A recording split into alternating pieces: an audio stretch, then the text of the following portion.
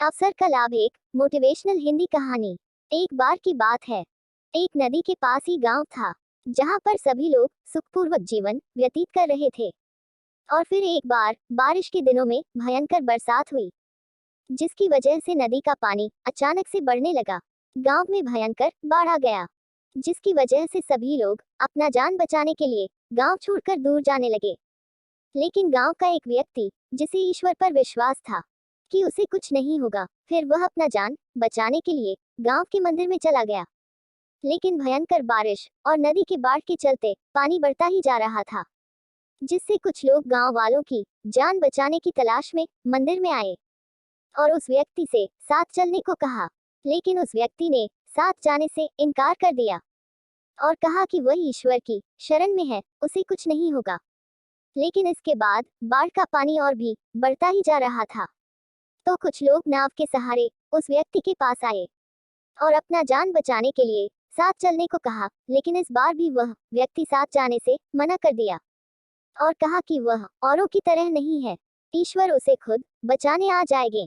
लेकिन जैसे जैसे बाढ़ का पानी बढ़ता जा रहा था, तो उस व्यक्ति को लगने लगा कि वह अब सुरक्षित नहीं रह पाएगा।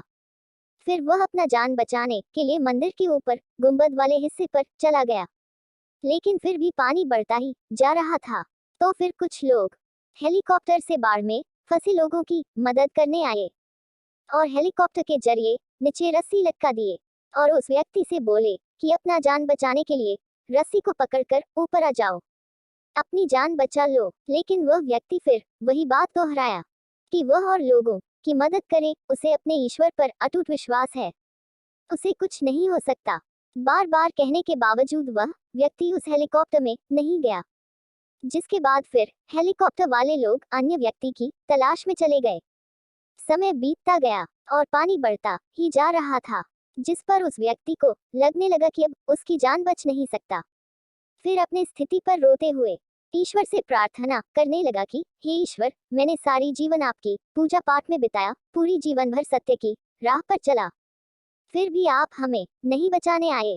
जिसके बाद उसके अंतर मन से ईश्वर की आवाज सुनाई दिया, ए इंसान, मैंने तो तुम्हारी जान बचाने के लिए अलग अलग रूपों में 3 बार आया, लेकिन तुमने उन तीनों अवसरों को यूं ही गंवा दिया। अब तुम्हें इन अवसरों की पहचान नहीं है, तो तुम्हारा कुछ नहीं हो सकता, इसमें ईश्वर की कोई गलती नहीं है।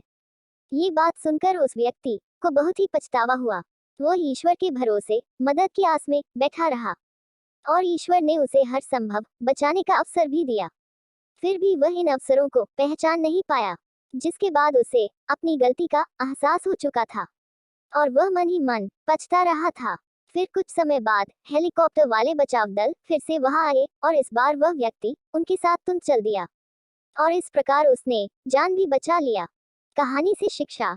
हम सभी के जीवन में ठीक ऐसे ही न जाने कितने अवसर आते हैं, जिसके जरिए हम सभी अपने जीवन में आगे बढ़ सकते हैं, लेकिन अपनी अज्ञानतावश बस सही समय का इंतजार करते रह जाते हैं और हमें अच्छा मौका नहीं मिला।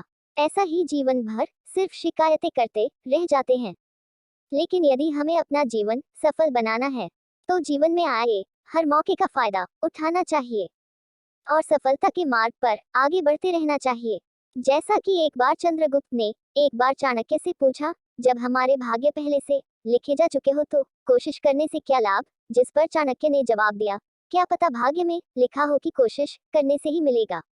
अर्थात हमें कभी भी भाग्य के भरोसे पर नहीं बैठना चाहिए। जो भी ईश्वर हमें अवसर दिए हैं, उन अवसरों को पहचानते हुए हमेशा आगे बढ़ते रहना चाहिए और जीवन में जो भी मौका आए उसे बेहतर तरीके करने की कोशिश करना चाहिए। धन्यवाद दोस्तों। आपको हमारी वीडियो पसंद आए तो लाइक सब्सक्राइब जरूर करें।